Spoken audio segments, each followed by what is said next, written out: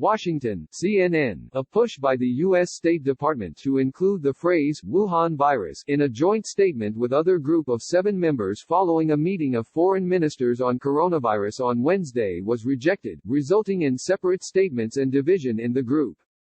What the State Department has suggested is a red line, a European diplomat said. You cannot agree with this branding of this virus and trying to communicate this. The proposed draft statement by the United States also blamed China for the pandemic spread, the diplomat told CNN.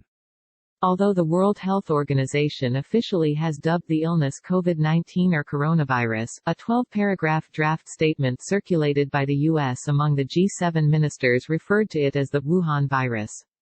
Because the U.S. holds the presidency for the international coalition, which also includes the United Kingdom, France, Germany, Italy, Japan and Canada, it was responsible for penning the draft joint statement. As a result, several of the member nations released their own statements following the foreign ministers' meeting, which was held virtually due to the coronavirus pandemic. A French statement about the meeting referred to the COVID-19 pandemic.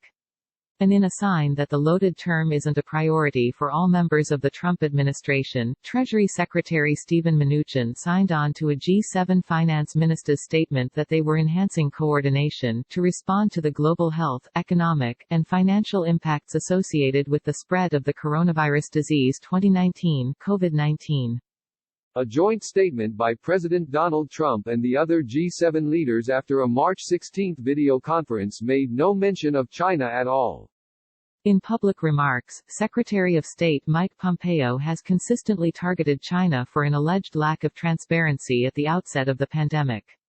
CNN has learned that the administration has implemented a coordinated messaging campaign, which includes talking points sent out by the National Security Council pushing U.S. officials to highlight China's alleged cover-up and subsequent disinformation campaign. Der Spiegel was first to report on the inclusion of the phrase in the draft. Asked about the German outlet's report on Wednesday, Pompeo did not deny it. With respect to the statement, I always think about these meetings. The right answer is to make sure we have the same message coming out of it, he said during a press availability at the State Department. Pompeo said that the pandemic was the most pressing agenda item at Wednesday's meeting. There was a lot of discussion today amongst the G7 about the intentional disinformation campaign that China has been and continues to be engaged in, he said.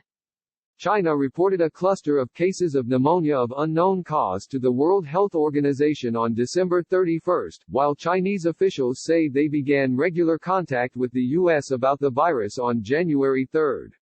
The first U.S. case was confirmed January 20.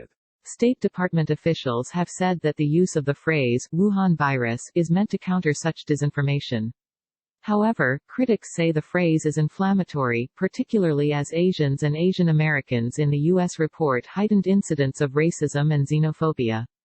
When the virus was officially named, WHO Director General Dr. Tedros Adhanom Ghebreyesus noted that having a name matters to prevent the use of other names that can be inaccurate or stigmatizing.